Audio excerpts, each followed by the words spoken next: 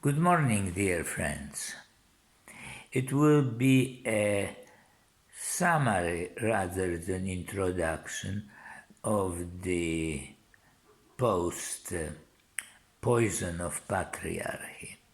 It's a pretty long to read, so here I will present the key points.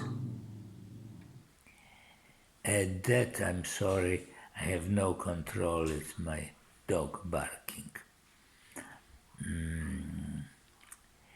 Patriarchia essentially is based on the belief that man is superior to woman in practically all the important matters like intelligence, creativity, leadership ability, all the things which are to be valued, and because of that, women are much lower on the social hierarchy scale.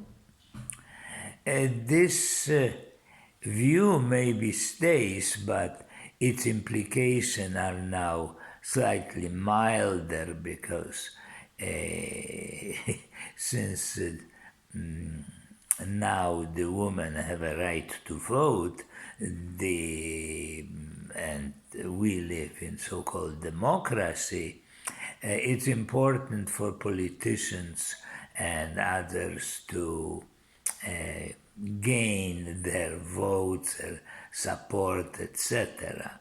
So now it is not as obvious as it used to be. First of all, I wanted to completely debunk the idea that patriarchy is as old as humanity. It is absolutely false. It was created by men, philosophers, first religious figures, philosophers, scientists, or whomever, all theists. And it is absolutely not true. Actually, if you look at history of human race, the patriarchy is only maybe no longer than 5 to 10% of the time of human existence. It has been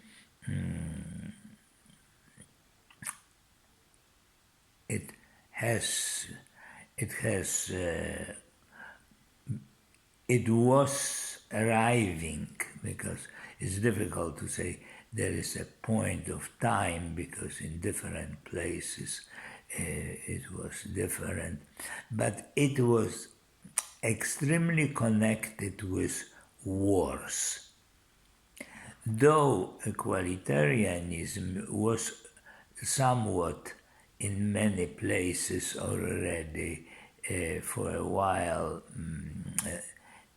disappeared, in this sense that rich have more privilege than less rich, wars were not immediately arose.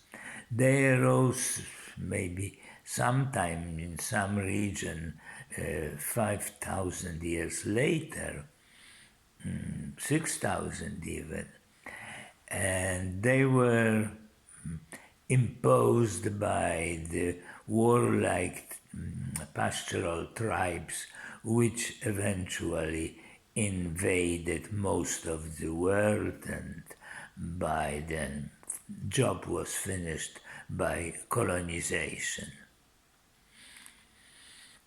of various parts of the world where patriarchy wasn't yet so strongly established. The main, how do we, now is such a nice word, maybe it was enabler of that were religions. particularly monotheistic religion, which spark from some Semitic tribes, tribe which called them, now we call them Judas. They had different names. Of course, they were not called that way. Who invented themselves a monotheistic God, which is invisible, and entitled them to eliminate all the other religions, which were also often patriarchal, but they were not as well put together, and from Judaism, which per se embraces only small fraction of humanity, emerged Christianism, and 500 years later, Islam, which are enormous. So they are the three major enablers, and another one very strong as a religion is something which was created in India. Well, it could be called Brahminism, Hinduism, whatever. The names change frequently, which was again established by invading pastoral tribes from the steppes of present Russia. There is somewhat a patriarchal religion, but it plays much lesser role in China because their religion is more belief in a power of hierarchy, and particular emperor, now secretary of party, or something like that. So that is the background of religions, of patriarchy. It spread, of course, not on. First, it was imposed by wars. I should say a few words. Wars were the root of arisal of patriarchy, because before there was no wars, so there was no need for military leaders, etc. And men, though physically stronger, they were better in hunting bigger animals. So women were better in precise and more usually intelligent in discovering what it can be edible in terms of vegetables, mushrooms, etc., fruits, and precise woman. And that's why the social structure was more, it was equalitarian, but identity were based on mother, and it was matrilineal. It wasn't any matriarchy. It is a complete misunderstanding. Matriarchy implies hierarchy, and there was no hierarchy. It was simply identity was matrilineal. Okay, and that's it. And so the wars were an imposing power of men through violence, killing, rape, etc., was a way to persuade, introduce patriarchy originally. Later, it didn't change so quickly, but it was better organized and legalized. Before, it didn't need to be. During this invasion, legality wasn't anybody's issue.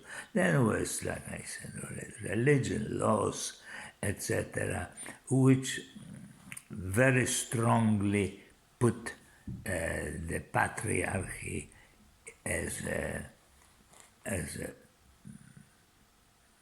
state to be, as a state of thing, and science supported it, etc. As usually, science supports the hand which feeds it, with some exception, no. But in general, and philosophy too.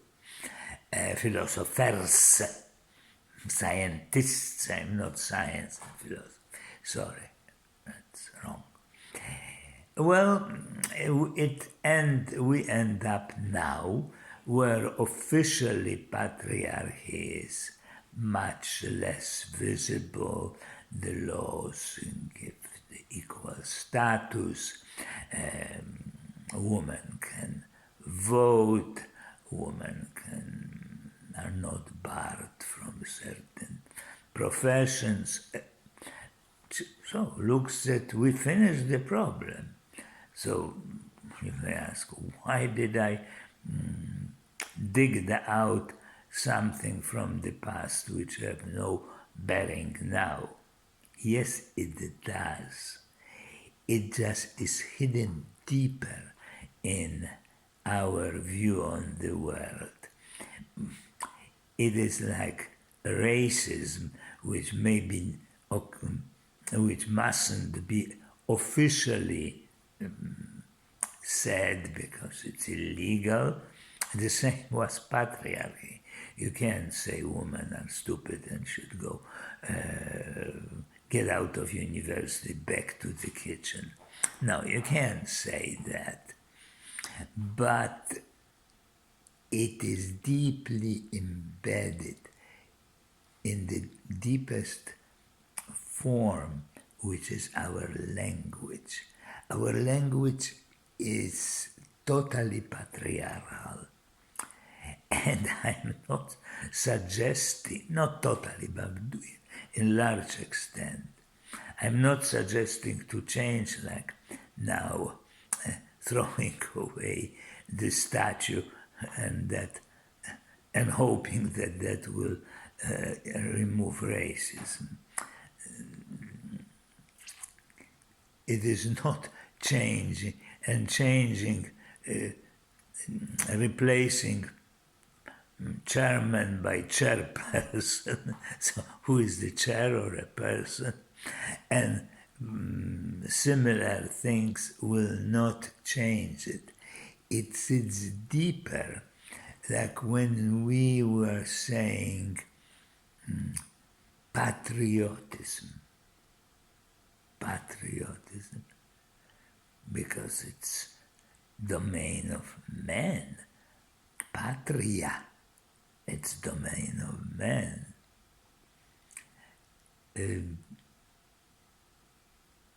Brotherhood, not sisterhood, brotherhood.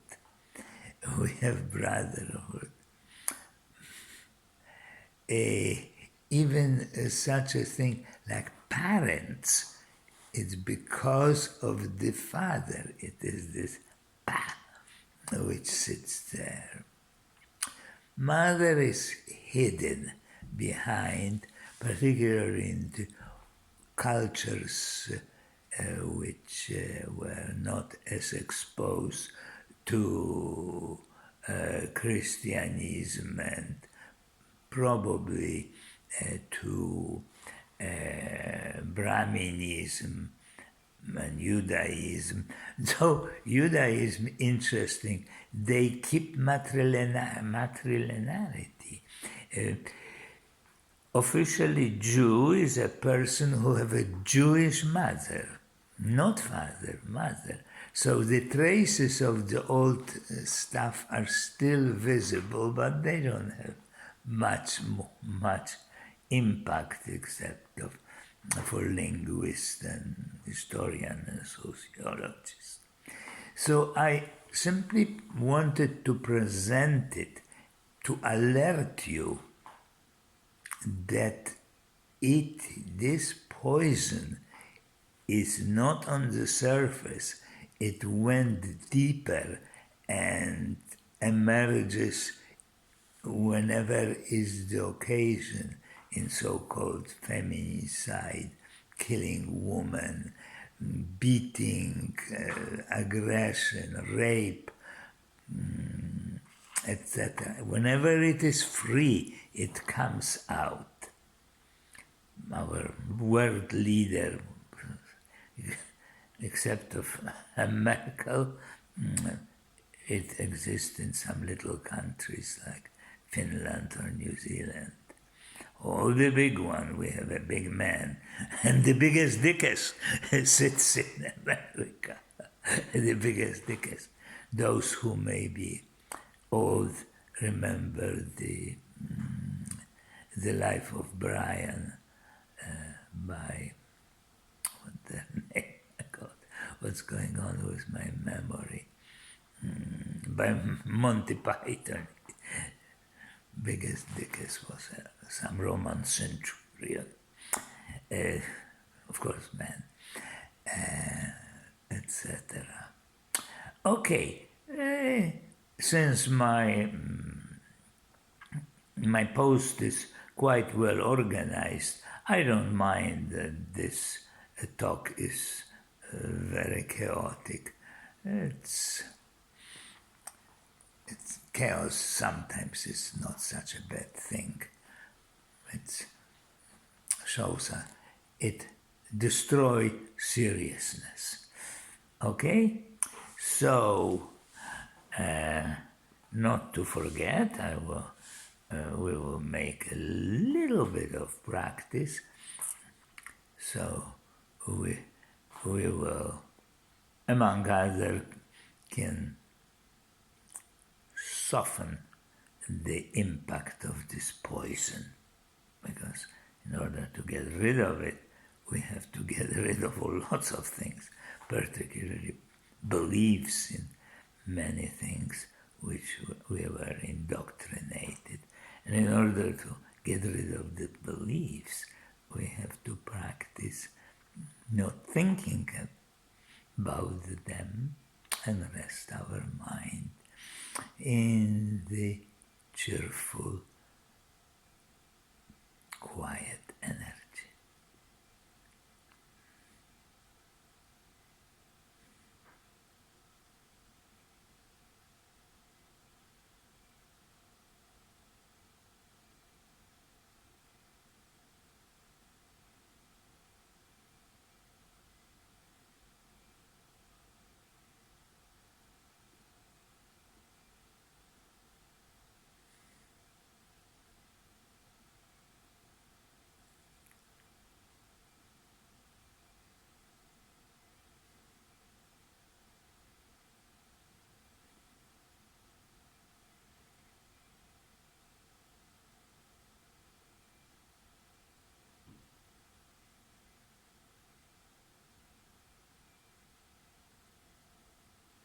Okay, so that's it for today. Hopefully we'll see you soon. Goodbye.